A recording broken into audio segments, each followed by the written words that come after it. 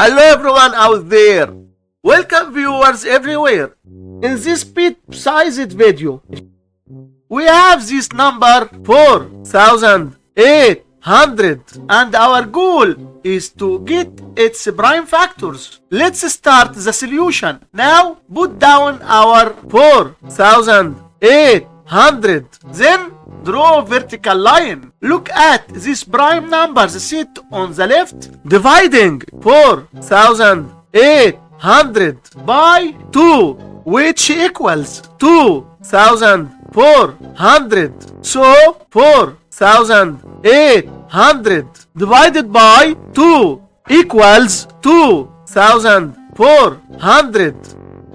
Dividing 2400 by 2, which equals 1200. So 2400 divided by 2 equals 1200.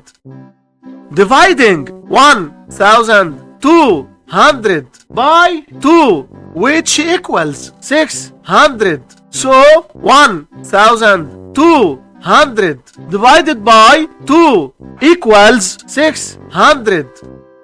Dividing 600 by 2, which equals 300. So 600 divided by 2 equals 300.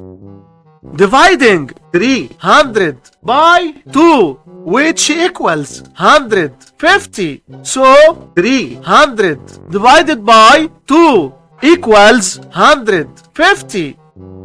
Dividing 150 by 2, which equals 75. So 150 divided by 2 equals 75.